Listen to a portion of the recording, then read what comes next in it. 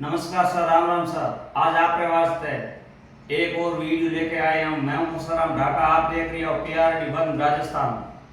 आज हमारे साथ कैलाश जी एडवोकेट हमारे साथ मौजूद है। आंसू राजनीतिक चुनाव के बारे में और कैलाश जी के बैकग्राउंड के बारे में थोड़ी बहुत चर्चा कराला और विषय की जानकारी ले रहा आपने साथ शेयर कराला। कैलाश जी नमस्कार। नमस्कार, राम राम सर। कैलाश जी, सब पहला आप बैकग्राउंड बताओ, आप राजनीति में क्या है और राजनीति में आने को क्या कारण? पहले हम तो पढ़ाई करते थे। अच्छा। और इससे पहले जब राम नारायण जी सर्वप्रथम आए थे चुनाव लड़ने के लिए फलोदी कॉन्स्टिट्यूंसी एमएलए साहब। एमएलए से, तो उस टाइम से हमारी फैमिली बीजेपी से जुड़ी हुई है। उस टाइम बीजेपी के पार्टी के अंदर इतना पब्लिक से, विशेष रूप से विश्व समाज दूर भागती थी, कोई गाड़ी में बैठना नहीं चाहता था। बीजेपी दूर भागे उस टाइम से हम पार्टी से जुड़े हुए हैं। राम नारायण जी के टाइम से। राम नारायण जी सर्वप्रथम आए थे। राम नारायण जी ओशिया से चुनाव लड़े थे, उसके बाद में आए थे फलोदी विधानसभा से। तो हमारे परिवार पुराने फैमिली टर्म्स वगैरह सब पुराने कार्य टाइम से जुड़े हुए हैं और हम भी बड़े हुए, तो हमने भी राजनीति का शौक लग गया। अच्छा, वकालत के साथ साथ राजनीति? वकालत तो अब करनी शुरू की है। अच्छा। राजनीति उससे पहले शुरू की है। अच्छा। तो सर्वप्रथम जब कॉन्स्टिट्यूंसी अलग हुई हमारी लोहावट, तो गजेंद्र सिंह जी खिंसर साहब बीजेपी से प्रत्याशी रहे। तो शुरू से ही हम पार्टी के नाते उनके साथ में ही रहे, उनका सपोर्ट किया। उसके बाद में पंचायती राज चुनाव 2015 पार्टी ने मुझे भी पंचायत समिति सदस्य का टिकट दिया। अच्छा, आपने टिकट दिया, आप उसमें विजय हुए? वही तो बता रहा हूँ पूरा। हाँ। तो 2015 में मेरे को सदरी और फतेह सागर जो हमारा वार्ड था, तो उसके अंदर बीजेपी से मैं प्रत्याशी था और मेरे सामने थे अभी मौजूदा विधायक कृष्णाराम जी। अच्छा, कृष्णाराम वो कांग्रेस से थे। आप बीजेपी में, कृष्णाराम जी कांग्रेस में? कांग्रेस पंचायत समिति सदस्य 2015 का चुनाव। 15 का चुनाव।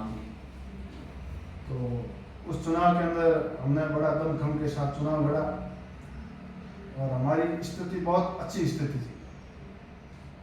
उस टाइम क्या हुआ कि इससे पहले सदरी के सरपंच के चुनाव होते हैं ना, उस चुनाव के अंदर एक ग्रुप बीरबल राम जी खींचड़ का और एक ग्रुप कृष्णाराम जी का, ये सरपंच के दो ग्रुप आपस में चुनाव लड़ते हैं। तो चुनाव इतना घमासान हो गया हमारा, उस चुनाव को देखते हुए इन्होंने अपनी सरपंचाई छोड़ी और उन्होंने समझौता किया, समझौता नहीं करेंगे सरपंच का, हम चुनाव हार जाएंगे। उस दरमियान इन्होंने ये समझौता किया बीरबल राम जी के फैमिली से, श्री राम जी टीचर से कि हम आपके सामने चुनाव नहीं करेंगे, आपको निर्विरोध सरपंच बनाएंगे, आप हमें सपोर्ट करो, हम आपको सपोर्ट करेंगे। अब चुनाव के टाइम में कई समीकरण बनते हैं, कई समझौते होते रहते हैं। तो उस दरमियान बड़े बड़े समाज के पंच भी लाए थे इन्होंने और ये वार्तालाप करके समझौता किया तो बड़ी मुश्किल से ये अपनी सीट जीते थे। बाकी तो ये सीधी की सॉलिड हार थी। तो समझौता करने के कारण मतलब जीते, समझौते की वजह से जीते। और जीतते ही मतलब जीतने से पहले चुनाव होते ही शाम को इन्होंने, आज पंचायत समिति सदस्य के 2 दिन पहले होते हैं और सरपंच के चुनाव 2 दिन बाद में होते हैं। जैसे ही शाम को 5 बजे चुनाव का पोलिंग खत्म हुई और शाम को मीटिंग करके 8 बजे इन्होंने अपने ग्रुप का कैंडिडेट खड़ा कर दिया। धोखा कर दिया। सरपंच से समझौता करके इन्होंने सरपंच, फिर भी वो तो उनके साथ पब्लिक थी, अच्छे मार्जिन से वो सरपंच के चुनाव जीत गए और मेरे को उन्होंने पराजित किया। अब कैलाश जी, आप बीजेपी जुड़ा हो, अब आपने आप लोअर विधानसभा की कहीं तैयारियां चल रही है, आप कहीं रूपरेखा बना रही हो बीजेपी के बारे में, थोड़ी जानकारी दो। लोहावट विधानसभा क्षेत्र बनने के बाद में ये अभी चौथा चुनाव है। तो पहले 2 बार कंटिन्यू बीजेपी जीत रही है और 65 ऐसी कोई संस्था नहीं है कि यहाँ पे बीजेपी के आधार नहीं है, क्योंकि 2 बार यहाँ से विधायक रह चुके और वो भी पावरफुल कैबिनेट मंत्री के साथ।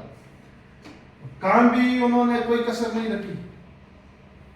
बहुत नई कॉन्स्टिट्यूशन थी, एक पुराना बड़ौदी का एक छोटा सा भाग था और उन्होंने 0 से शुरू की और 100 तक उन्होंने पहुंचाई, कोई कमी नहीं छोड़ी। उनके कार्यकाल में लाहौर विधानसभा क्षेत्र में 3 पंचायत समिति बनाई, 3 ITI बनाई, 3 कृषि मंडी बनाई, 3 खेल मैदान बनाई और विशेष रूप से किसानों के लिए मैं बताना चाहूंगा,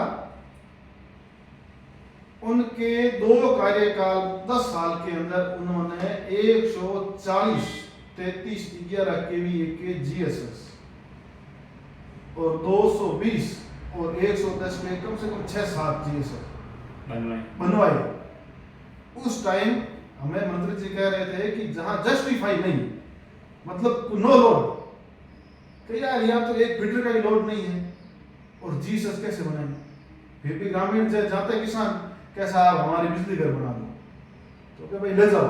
जितने वो गांव के ग्रुप होते हैं, दूसरा ग्रुप जाए, कैसा आप इनके मत बनाओ और हमारे बनाओ, तो क्या आप विवाद मत करो, आप भी बनाओ। उन जस्टिफाई नहीं थे तो भी बिजली घर बनाए किसानों के लिए, उनकी दूरदृष्टि थी।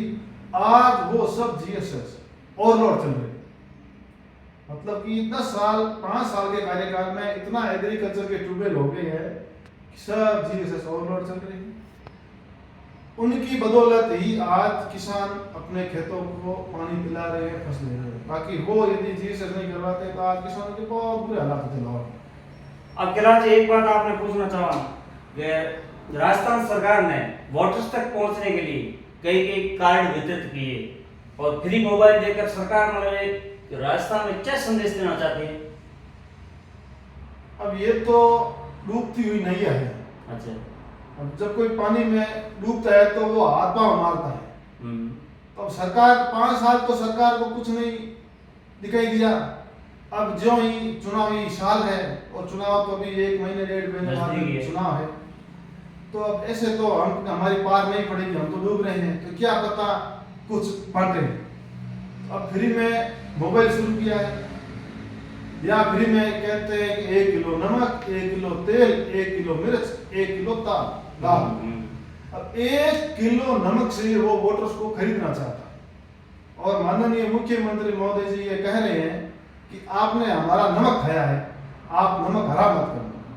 1 किलो नमक से वो वोटर्स को खरीदना चाहते हैं। तो राजस्थान की जनता इतनी असक्षम नहीं है कि वो 1 किलो नमक में खरीद पाएंगे। आप आज सभी, चाहे कितना भी गरीब आदमी है, वो सक्षम है 1 किलो नमक खरीदने में। तो 1 किलो नमक, 1 किलो दाल, 1 किलो तेल से पब्लिक नहीं भूलने वाली है, और वो राष्ट्र एक देश में अपना मतदान करेगी। विशेष रूप से मैं आपको ये बताना चाहता हूँ, जो पिछला 5 साल का कार्यकाल रहा कांग्रेस का और लोहावट का, तो लोहावट में बेशक ऐसा कोई डिपार्टमेंट नहीं है जहां आम पब्लिक का रूल्स एंड रेगुलेशन के अनुसार किसी का काम हुआ। चाहे हर डिपार्टमेंट में जाओ, वाजिब से वाजिब काम था, उसको चक्कर लगाने पड़ते थे, और चक्कर 8-10 चक्कर लगाने के बाद में भ्रष्टाचार, पैसे लेकर के उसको काम करना पड़ता। कोई भी कहते हैं कि मेरा ये एक जनरल काम था, मैंने मेरा बिना पैसे, बिना किसी चक्कर के काम करवाया। इसलिए जनता बहुत पीड़ित है। अभी मोटा मोटी आपको बताना चाहूंगा, आज आप भी कृषि के अनुभव है और कृषि के मामले से जुड़े रहे हो, सब जुड़े हुए हैं, किसान हो, मैं भी किसान हूं। आपके घर आप ट्यूबवेल करवाते हैं, जनरल है, अपन सब लोग ट्यूबवेल करवाते हैं, सबके ट्यूबवेल है। एक ट्यूबवेल करवाने में कितना खर्चा आता है? 130-140 रुपए फुट खुदाई होती है। 1000 फुट से ज्यादा खुदता नहीं है। 1,30,000 रुपए खुदाई के लगते हैं। कैशिंग मान लो कहीं 100 फुट, कहीं 200 फुट, कहीं 300 फुट, कहीं 400 फुट, मैक्सिमम 400 फुट से ज्यादा कैशिंग नहीं होता है। एक 400 रुपए फुट से 1,60,000 रुपए होते हैं कैशिंग के। 1,60 और 1,30 2 90 3 लाख मान लो हॉल के खुदाई के 3 लाख रुपए। उसके अलावा अपन मोटर लो सबमर्सिबल अच्छी से अच्छी कंपनी की लाओगे, टेक्समो की ले आओ 1,30,000 की आएगी ज्यादा से 1,30,000 में ऐसे ही अच्छी से अच्छी केबल ले आओ फिनोलेक्स की, अच्छे से अच्छा स्टार्टर ले आओ, ठीक है 2 लाख ये मान लो आप।